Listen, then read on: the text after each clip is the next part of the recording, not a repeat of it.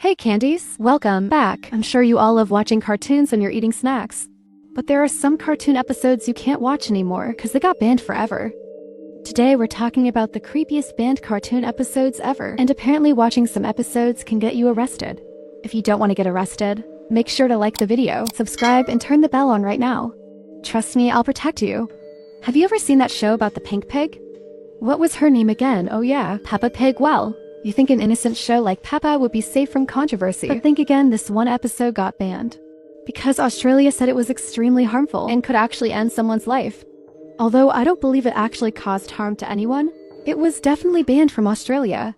Take a look at this story and then we'll watch the episode clip.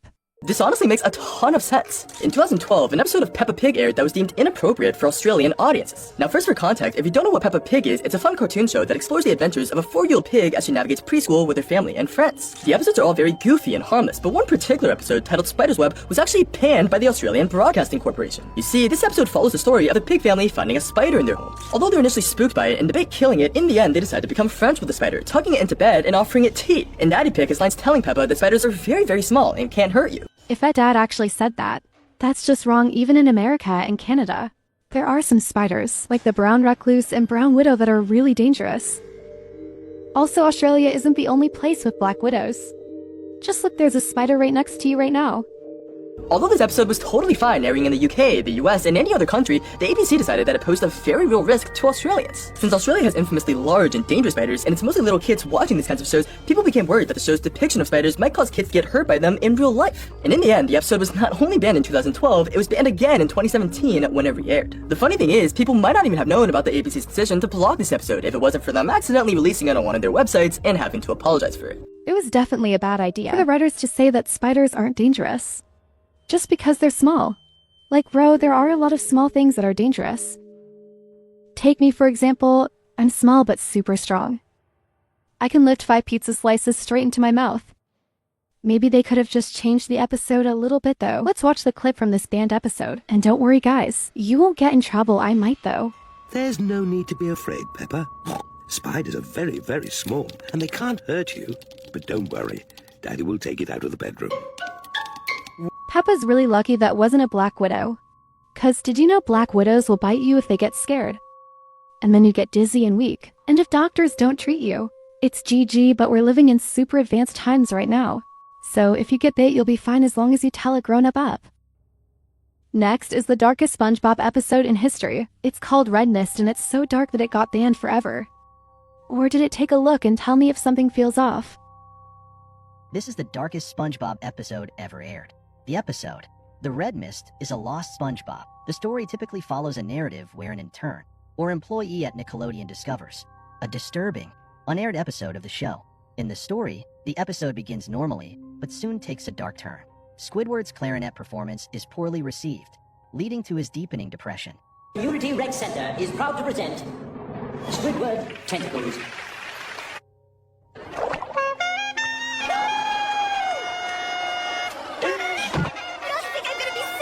Come on guys, his clarinet skills aren't that bad.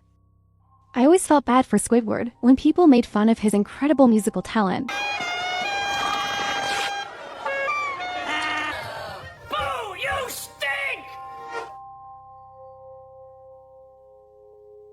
The visuals become increasingly disturbing, with hyper-realistic images of violence and death, including graphic scenes of Squidward.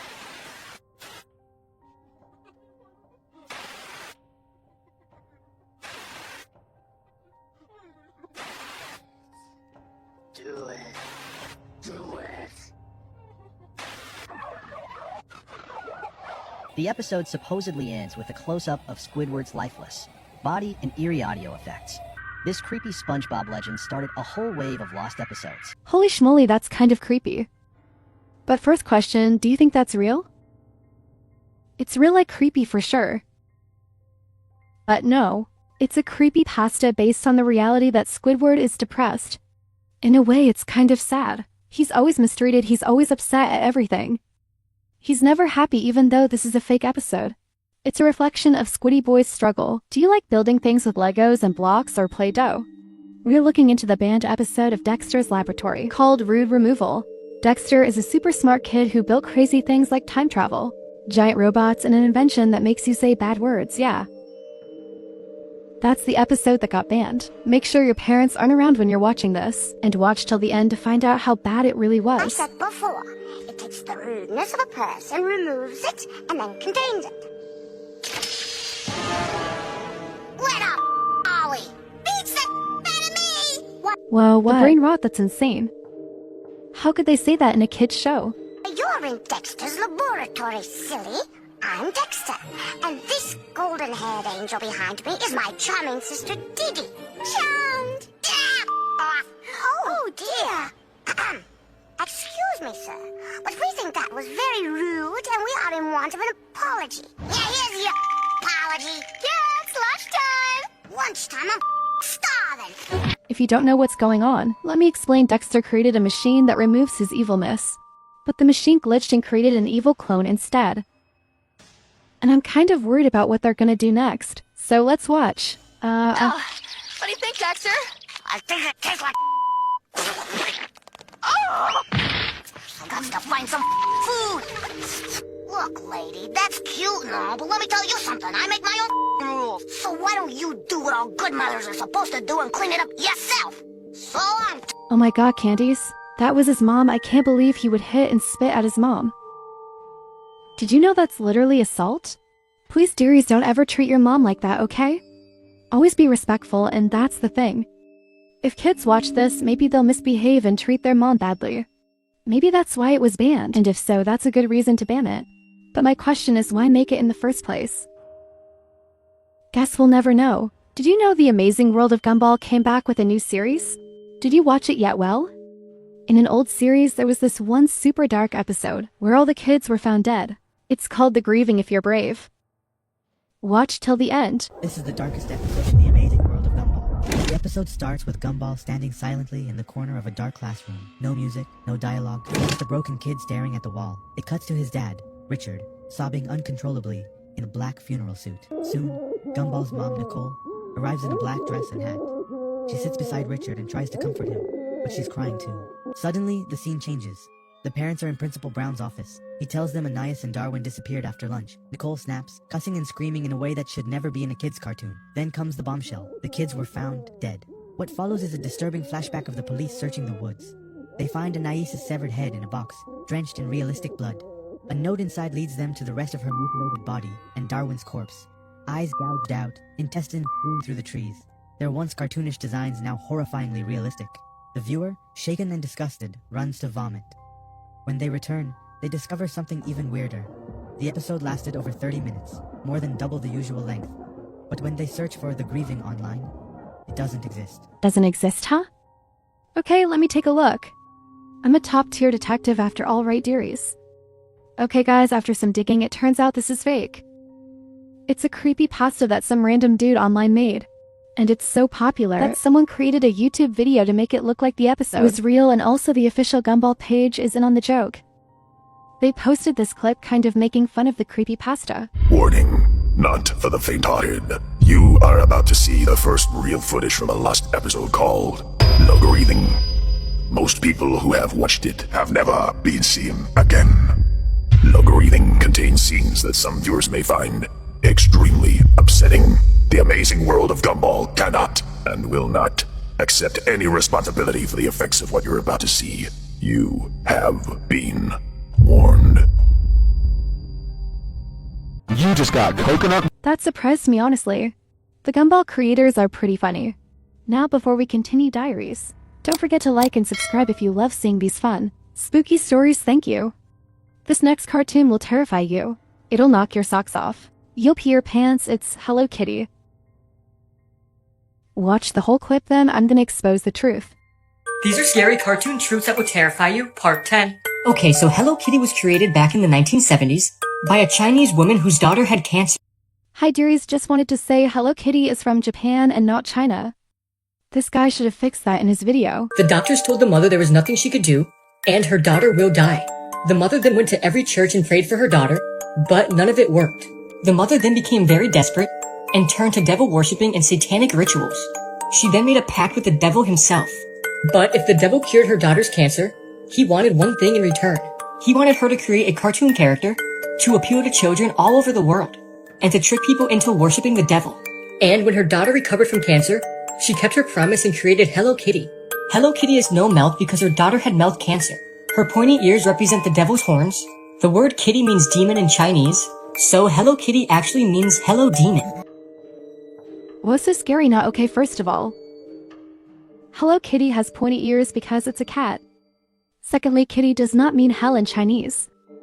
Third again, Hello Kitty is Japanese and not Chinese. The real reason for why Hello Kitty has no mouth is actually adorable. Here's the real reason: the people who made Hello Kitty, Sanrio, have said that Hello Kitty has no mouth, because they want people to project their feelings onto the character, and be happy or sad together with Hello Kitty. Another explanation Sanrio has given for Kitty's lack of a mouth is that she speaks from the heart. Oh, that's so sweet. Well, since that wasn't too scary, let's check out something that really is terrifying. Everyone's different, and we all have things that make us nervous or squeamish. And that's totally okay. Some people are brave about one thing, but scared of another, because we all have our strengths and weaknesses. For me, I get super freaked out by blood or people getting hurt. And especially that G word. I can't say it on YouTube, but let's just say it rhymes with sore. And that's what this next band episode is about. It's from Teenage Mutant Ninja Turtles, and it's called Insane in the Membrane. Watch till the end. I know you're brave enough. Banned episodes of kids' TV shows. Part 12. In this banned episode of Teenage Mutant Ninja Turtles called Insane in the Membrane, mad scientist Baxter Stockman has undergone such horrific torture and body mutilation at the hands of the Shredder that his entire existence is now just a brain floating in a chemical vat. Desperate to regain his human body, he creates a clone of himself to transfer his consciousness into. It works for about 5 seconds, then the body immediately begins to rot and fall apart, and what follows is one of the most grotesque things ever animated for children. Skin peeling, decayed arms falling off, jaws detaching, nails being hammered into limbs, and I think I'm gonna throw up. soldering body parts together. And when it's clear his experiment has failed, the scientist completely loses it, decides it's all somehow April O'Neil's fault, and kidnaps her, leading to a final showdown with the Turtles. As a tragic horror story, I think this really works. As a kid's cartoon airing in between commercials of Sunny D and Slip and Slide, I'm not so sure. What's wild is that this episode originally passed all of Fox's broadcast standards, but after a staff shakeup at the network, the new team took one look at Stockman's decomposing body and said, oh, no, we won't be airing this. Even the show's own producer kind of agreed with them after the fact. Insane in the Membrane remained banned in the US for nearly a decade until Nickelodeon picked up the rights to TMNT and aired it on the Nicktoons channel in 2015. I'm biased here, but I think it's good it was removed. Cause if I saw that as a kid, it'd be straight to therapy for me. I already cried when my goldfish flipped upside down. Imagine watching a villain literally fall apart. No, thanks, my childhood brain couldn't handle that. Plus, he doesn't even feel like a villain, because he was forced to work for the bad guy boss. What a tragic and sad story. Just like my goldfish Jeremy. Rest in peace, little guy, sorry. I forgot to feed you for 3 days. Look, I know what you're thinking. Why 3 days? Well, I was 8, my attention span was about the size of a Cheeto. And I got distracted building a Lego spaceship. Jeremy's sacrifice was not in vain though, because that spaceship was fire. Now my little dearies, let's do a deep dive investigation into the lost SpongeBob episode. Y'all know I love SpongeBob, but not because of that, I just think it's a funny show. Ooh, never mind. Watch this with me and then we'll find out if it's true or not. This is the untold truth about the lost SpongeBob episode. 5 teenagers found the episode's tape behind an abandoned building in the dumpster. Of those 5 teenagers, 2 have and 1 have mysteriously gone missing. The other 2 refused to comment on the tape. This image is taken from the episode. SpongeBob is standing in a darkened room, and his eyes are bloodshot and he looks like he's about to cry. After about 10 seconds he blinks, and then his hand reaches for a bottle of pills. Then horrible screams of children start to be heard very loudly, and it all goes silent. SpongeBob then takes the cap off the pills and pours all the pills into his mouth. The screen then gets darker, and SpongeBob clutches his stomach and falls to the ground. A liquid then starts coming out of his mouth. He then pukes all over himself and lies on the floor dead and motionless. The current whereabouts of the tape are unknown. Most people who watched it are dead. The only thing that remains from the lost episode is this image of SpongeBob. Right here he said whoever watches this episode dies. Number, I'd win. We'd all win actually. You ready to watch this so-called lost episode that unalives anyone that watches? Well, alright. Don't chicken out now and watch till the end. Hola, vamos algo de ropa aquí. Lavar. Pero solíamos lavar juntos. Bob Esponja, ¿podrías...?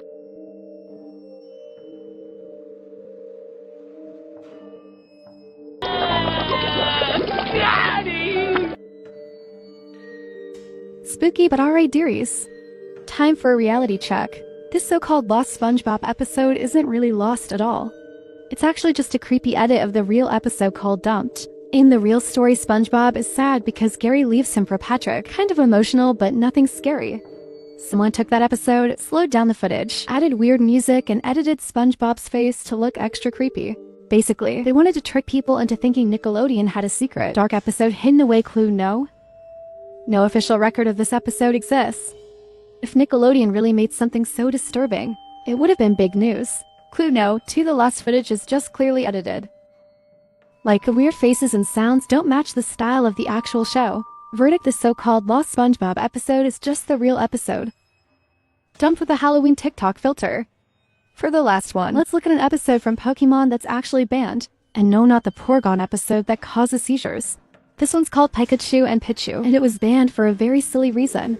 Watch till the end to find out the truth. The shot that I'm about to show you will be very familiar, and that is this one right here. So there was a short before one of the movies where Pikachu interacted with two Pichus in a city. You may not have seen this short in a while, and if you're in Japan, you're not going to. Unlike the things I showed you before, this one is legal in the West, illegal in Japan, and there's a reason for that. And it has nothing to do with the content of the short. It actually has to do with Noriko Sakai, the narrator of the short. She was arrested in 2009 for possession of illicit substances, and this caused Pokemon to cut all ties, including removing anything that she had worked on from their catalog. Unfortunately, this didn't affect just kids wanting to see the short in Japan, but it also affected collectors. The Pokemon Company released a product called the Pikachu the Movie Premium Box, and this contained all of Pikachu's shorts except for the one with Pichu. So this will forever be an incomplete item. So first, let's talk about something called unpersoning. Sounds spooky, right? Basically, it's when someone does something really bad in the eyes of the law or society. And then everyone acts like they never existed. Their pictures disappear, their shows vanish. Their songs get erased, poof. Like they were never there at all. It's not about magic. It's about keeping the public good and tidy in the eyes of society. Japan does this more than most places, especially with famous people. So the narrator of this episode, Noriko Sakai, did something bad and boom. She's basically erased from all social media and creative work. Nintendo was like, yay, we Nintendo don't like you anymore, and pulled the Pikachu and Pichu short off the shelves. Suddenly it's like the episode never even existed. That's unpersoning for you. Poof, vanished. Do I think it's fair to remove an episode just because the narrator did something wrong? Yeah, I get it. No one wants their favorite show or game to have a prominent figure that's been doing shady stuff. I'm sure you're smart enough to understand my implication there anyway. Oh, no dearies, look at the time, I gotta go. It's getting dark out here. If you want to join me for the next stories or mysteries, please like and subscribe with all notifications on. Stay safe. And don't forget to question all these weird, creepy stories you see online. Most of them just aren't real toodles. And by the way, I'm not a fan of candies. Hey candies, welcome back. This is a serious topic, so if you're sensitive, just letting you know. It's about parents. Parents are the first people we trust. We expect them to guide us through childhood and care for us. Sometimes we misunderstand our parents, but unfortunately some parents are truly evil. At the end, I'll tell you how you can stay safe. Make sure to like the video, subscribe, and turn the bell on right now. Trust me, I'll protect you. We've all disobeyed at some point. We're kids after all, it's normal. But when kids disobey, parents will often give some type of discipline. It's not punishment, because punishing someone for just being a kid is wrong. Unfortunately, a lot of parents are just bad parents, and this mom is the worst parent. Her kid was being annoying, and instead of a simple timeout, she decided to sit on him and stop him from breathing. Let's watch this video to understand what happened. The woman who sat on her son and crushed him to death, Jennifer Wilson. One day, the son ran away to a neighbor's house, and Jennifer Wilson reported it to the police. After reporting the police, the son was then returned home. After the mother and son were alone, the son was acting up and throwing himself on the ground in front of the house. Because the son was complaining, the 340-pound woman then sat on top of her 90-pound... Excuse me, what? Oh my god, do you know how much 340 pounds feels? That's the same weight as a black bear. This is obviously gonna end anyone. ...son and was crushing him to death. The woman apparently thought the son wasn't really dying, and she thought he was faking it the whole time, until she got up and noticed that his eyelids were pale. The woman was sitting on her son for at least 5 minutes straight. The son was not breathing, and he didn't have a pulse, and was taken to the hospital, but was taken off of life support 2 days later. Before his death, the son said that the mother was abusive and would slap his face, and the mother wasn't his biological mother, it was his foster mother. The whole thing was caught on camera, and all you can hear is the boy screaming in pain. Jennifer Wilson was soon arrested and is only facing up to 6 years in prison. She gets 6 years in prison for ending someone's life. That's it, it's so sad. This boy was let down by his family. our government, and our people. It turns out his real parents were struggling with addiction, so the government gave him to this insane foster mom. He complained all the time about the new mom, but no one took him seriously. Let's be honest about what really happened. This woman crushed a child and got away with it. And now suddenly everyone cares. Not when he complained, but when he's gone. If this was the boy of a celebrity or CEO, I guess people would care more. But since he's just a foster kid, people only care when it's too late. I hope that one day every child foster, rich or poor, will be seen as priceless. And maybe we'll stop pretending to care after the coffin closes. Now, this next story is about another foster kid because, in general, kids who are adopted tend to be mistreated the most. A lot of this mistreatment has to do with people taking in children for the wrong reasons. Instead of offering love and stability, some foster parents end up using kids for money, image, or even as free labor. And when that happens, the very system meant to protect ends up creating more harm. Some people take kids in just to feel like a savior, to make themselves feel like a good person. And that's what I believe this next mother did it for. Now let's listen to this heartbreaking story of an innocent girl and her monster of a mother. Worst Parents Ever, Part 7. This is the case of Ariel Robinson, one of the winners of the Worst Cooks in America. So picture here we have 30-year-old Ariel Robinson, her husband Jerry, their 2 kids on the far right, as well as their 3 foster children, 3-year-old Victoria and her 2 brothers. So on the morning of January 14th of 2021, Jerry was doing yard work when he claimed to hear Victoria screaming from the kitchen and Ariel spanking her. The supposed reason: she hit her kid because her kid wasn't eating fast. That's just an excuse. I think she's just evil and wanted to hit her no matter what. She probably would have hit her even if the kid ate fast. And moments later he came in the house and found Victoria's lifeless body, then proceeded to try and revive her with Tylenol and an Epsom salt bath. Victoria was already suffering cardiac arrest, and by the time they got her to the hospital, she was no longer alive. Ariel first tried putting the blame on Victoria's older brother, saying he had anger issues and beat her, but then put the blame on Jerry. Still, after all of this, Ariel got life in prison, and Jerry... First of all, thank God the mom got life in prison. A person like this doesn't deserve to be free. Sorry, but she did all this because the kid didn't eat pancakes fast enough. Is she insane? Pancakes aren't even good for you. You should be happy she's not eating a ton of them. Dearies, eat what you want when you want. Just make sure to not go too overboard with sugar and brush your teeth afterwards, okay? And if you don't want food sometimes because you're full, don't force yourself to eat more. When people tell you to clean the plate and you're full, just stop. They shouldn't be forcing you anyway. Hey dearies, listen, I know this is all some sad stuff. So let's take a short break from the sad stories and look at some truths about what happens when kids are hurt by their parents. And by the way, children should never be hit for misbehaving. It is always wrong, so please watch this with me. Do you know what children think in their hearts after being hit? These seemingly simple reactions hide their truest feelings. First, when a child hides after being hit, it means they want to escape. This is their way of seeking peace. They need a quiet space to sort out their emotions. Second, when a child reaches out for a hug after being hit, it shows that the child loves their parents so much and is afraid of being neglected and abandoned. All they need is a warm embrace to soothe their hurt heart.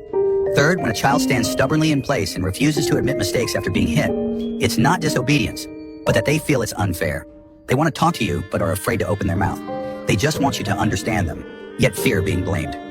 Fourth, when a child cries until they fall asleep after being hit, it's not just simple tiredness, but a kind of escape. They use sleep to avoid pain. Because for them, once asleep, they don't have to feel sad anymore. We always say, I hit you for your own good. But is this really good for the child? What the child remembers is only the fear and helplessness at that moment. We can have a heart-to-heart talk with the child to understand their true thoughts. To educate children, we should persuade with virtue. After reading this, can you still bear to hit your child? I truly hope that none of you can relate to this. I wish you all well, dearies, and I hope you have the bestest parents in the world. And now, let's continue with our true horror story about horrible parents. What happens if you get a bad grade in school? Do your parents get mad? Well, what if you got a B+? My parents wouldn't care at all as long as I was getting over a C. And if I was getting a really bad mark, they'd probably just refund me at Walmart. I'm just kidding, well. Unfortunately, this one parent was so horrible that they ruined their daughter's party just for getting a bad mark on her test. It was such a bad mark, it was a B+. Let's take a look at another horrible parent. The worst parents of all time. When this girl was 11, she was a straight A student, and it was her best friend's birthday party coming up, and she was so very excited. Well, report cards came in one day, and turns out she got a B in one of her classes. Well, her parents were pissed. They grounded her on the spot, and they told her that she couldn't— I don't understand how that's supposed to help bro. They're basically saying my daughter got a bad mark, so I made her feel bad. Then I made her feel worse by preventing her from going to a party. Yeah. That'll definitely make her want to do better in school. Genius thinking parents. Wow, not. Go to her best friend's birthday party. She told her best friend's mom what happened. Her best friend's mom knew how tough it was for her at home because she was constantly being yelled at, belittled, and hit by her parents all the time. So on the day of the party, right before it was gonna start, her best friend's mom drove to her house, barged in the door, and said this. Sweetie, hi, I need you to get ready, pack a bag, you're coming to my daughter's party, and you're spending the night, okay? Quick, let's go. Excuse me, you are not taking my daughter anywhere. She is grounded and staying home tonight. Oh, is that so? Well, how about I call Child Protective Services on you for the 50 cats pissing and in your house? That's what That girl's friend's mom is goated. Basically, the girl had a bad mom who wouldn't let her go to a party, but her friend's mom noticed and took her anyway. You know, it's times like this where you just gotta ask your friend if they'll adopt you.